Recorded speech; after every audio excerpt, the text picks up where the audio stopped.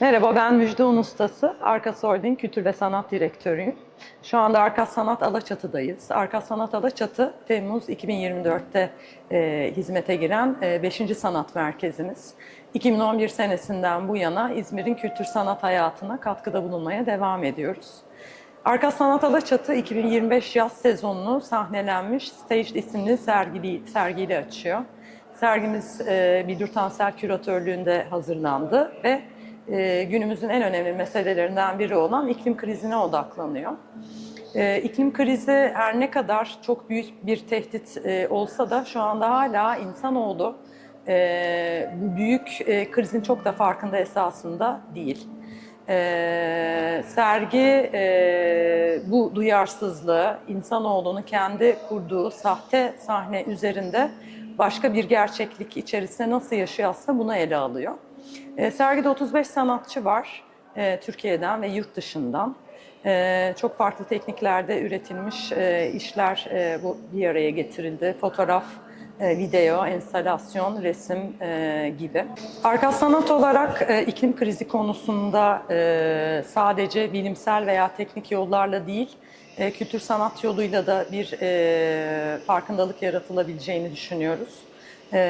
Çünkü sanat karmaşık konuları anlaşılabilir hale getirir. Meselelerle insanlar arasında bağ kurar. Ve sanatçılar bu açıdan çok güçlü hikaye anlatıcıları esasında. Sergiye gelen ziyaretçiler sadece güçlü estetik yapıtlar görmekle kalmayacak. Bunun yanı sıra bu mesele üzerine düşünecekler, irdeleyecekler ve kişisel bir bağ oluşturacaklar. Bu çok çok önemli. Çünkü bu mesele çok büyük bir mesele. Sadece yasalarla, yaptırımlarla bir değişim yaratılması mümkün değil. Bu kişisel bazda başlıyor, dört duvar arasında başlıyor. Hepimizin günlük faaliyetleriyle dikkat ederek doğaya daha uyumlu bir yaşam nasıl sağlayabiliriz? Bunu düşündükçe işte bu noktada hani bu değişimi hayata geçirebileceğiz. Sergiyle paralel etkinlikler de düzenlenecek. Film gösterimleri, söyleşiler, sanatçı atölyeleri, yine gençler ve çocuklarla pek çok faaliyet yürüteceğiz. Sergimiz 4 Ocağı kadar devam edecek. Pazartesi günleri hariç her gün şu anda saat 18'e kadar ama Haziran'dan itibaren saat 19'a kadar ziyarete açık olacak. Umuyoruz ki sergimize gelen her ziyaretçi buradan bu konu üzerine biraz daha düşünerek, doğanın kırılganlığını göz önüne alarak ve kendi adına bireysel bazda neler yapması gerektiğini irdeleyerek. Merhaba, ben Bildur Tansel. Arkas Sanat Alaçatı'da sahnelenmiş sergisini sunmaktan büyük mutluluk duyuyoruz. Bu davetleri için Arkas Sanat Alaçatı'ya ve sevgili Müjde Ustası'na teşekkür ederim.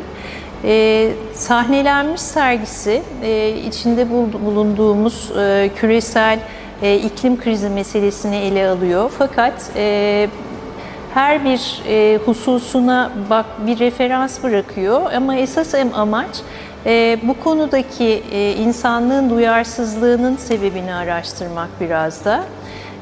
Dolayısıyla burada birçok düşünürden ilham alan bir söylem var. Schopenhauer'ın dünyanın aslında bizim tasavvurumuz olduğunu, yani bir algılamayla, duyularımız yoluyla algıladığımız için yanılma payı olabileceğini, Baudrillard'ın simülasyon ve simülakra teorisinden yola çıkarak her şeyin aslında başka bir şeylerin kopyası olduğunu ve belki de artık orijinallerinin yaşamda olmadığını ve sonra da yani bu sahnelenmiş olgusunu biraz da sanatçıların diliyle ele almak ve doğayı ve dünyayı onların tasavvuruyla ortaya koyan bir kurulum yapmak istedik. Ve burada da her şey ne kadar gerçek görünse de aslında bir sahne tasarımı. Tamamen sanatçıların dünyasına bir pencere açmak gibi. Ve dolayısıyla birçok sürpriz var. Sergide 35 sanatçının eserleri yer alıyor. 85 eser var. Amerika, İngiltere, Hollanda, İtalya, Türkiye, den sanatçılarımız var ve iklim krizi meselesine değişik referanslar bırakan eserler var. Mesela Murat Germen'in müsilajla ilgili bir eseri var. Ali Borabalı'nın Antarktika'da çekilmiş buzulların erimesi, biyoçeşitliliğin azalması, Willem de Haan'ın Hollanda'daki sel felaketine referans gönderen bir eseri var.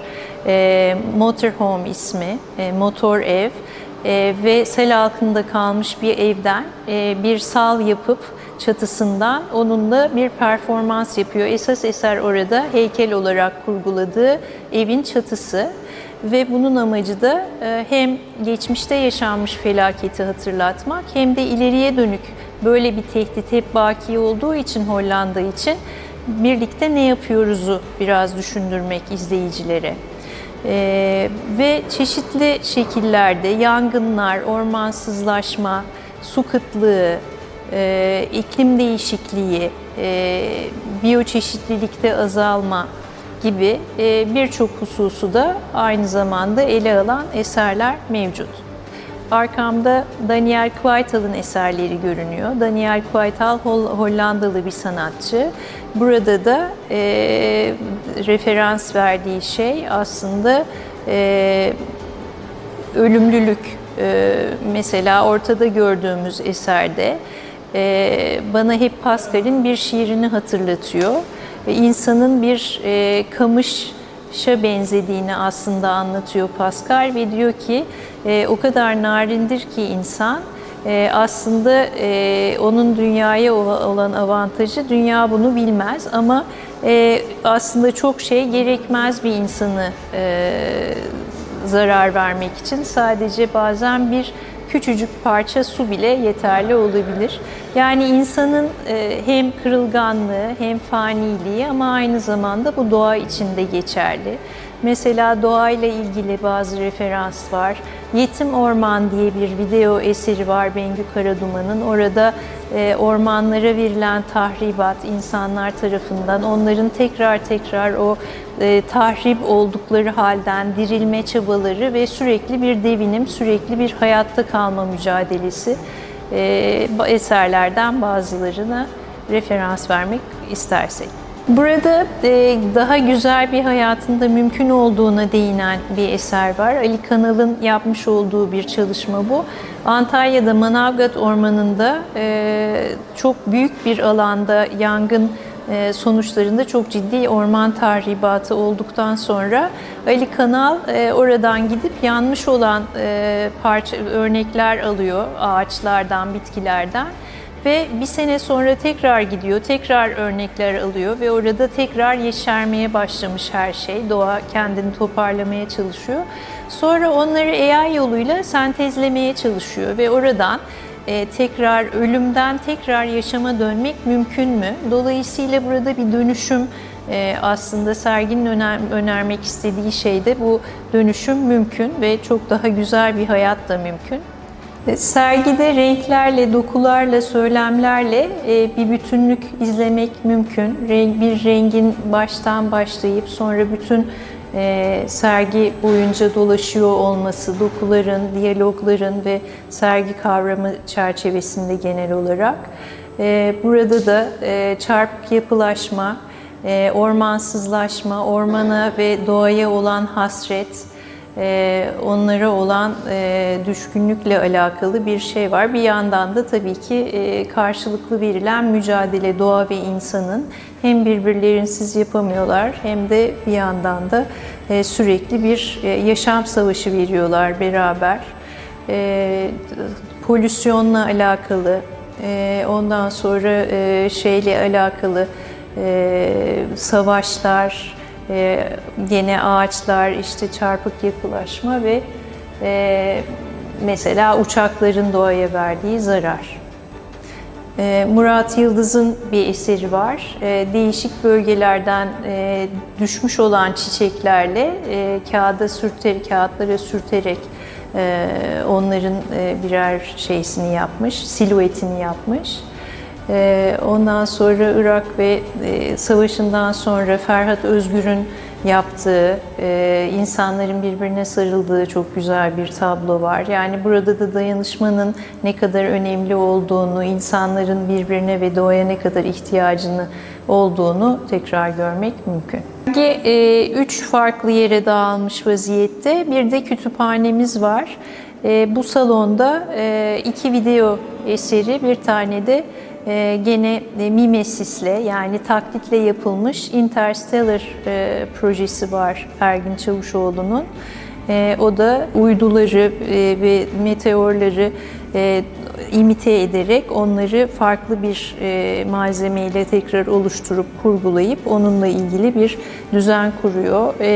Ilgın Seymen'in Bulutların Üzerinde diye bir video çalışması var. Orada bir sürü çöp torbaları uçuşuyor ama renkler pembe, mavi olduğu için normalde çok rahatsız etmesi gereken bir şeyken izleyiciyi ve çok büyük bir sorun olduğu için olmasına rağmen hayatımızda çok toz pembe, sanki güzel bir şey izliyormuş hissi veriyor insana. Bu normalleştirme tabii ki çok da istediğimiz bir şey değil aslında. İsmail Eyler'in Unburn isimli bir video çalışması var. Burada da yanmakta olan yangını geri çevirmek. Yani kötü olan bir şey, zarar veren bir şeyin etkisini yok etmek. Bunu da filmi geriye sararak yapıyor. Buradaki çalışmalarda hakikaten daha iyileştirme yönünde, daha iyi bir dünya mümkün arayışları içerisinde bir takım çalışmalar. Sergi çerçevesinde bir de küçük kütüphane bölümü var. Bu kütüphane bölümünde sergi kavramı oluşturma aşamasında özellikle referans alınan kitaplar var ve o kitapların ayrıca da hangisinin nasıl bir diyalog kurduğuna dair de yazılar var. Burada henüz tamamlanmış değil. Buraya sanatçı kitapları, raporlar gelecek. Dolayısıyla sergiyle ilgili çalışmalarını biraz daha buradan derinleştirmek mümkün. Serginin ilham kaynaklarından birisi Piero Gilardi. Piero Gilardi, İtalyan bir arte povera sanatçısıydı. 2 sene önce Arkas Sanat Alsancak'ta Mitler ve Hayaller sergisi kapsamında Piero Gilardi'nin gene eseri vardı. Elgis koleksiyonundan ödünç alınmıştı. Ve onunla ilgili de ayrıca onu konuşmaya davet etmiştik fakat gelememişti. Maalesef birkaç ay sonra da vefat ettiği haberi geldi. Dolayısıyla bu sergide de Piero Gilardi'ye bir saygı, bir anma köşesi yapmak istedik.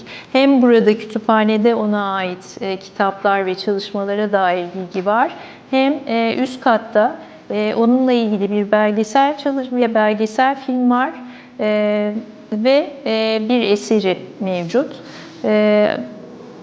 Piero Gilardi bir arte povera sanatçısıydı. Birçok sanat akımının öncüsüydü, öncülerinden de ve onun dışında da ekolojik ve politik aktivist olarak, sanat yazarı olarak da çok biliniyordu.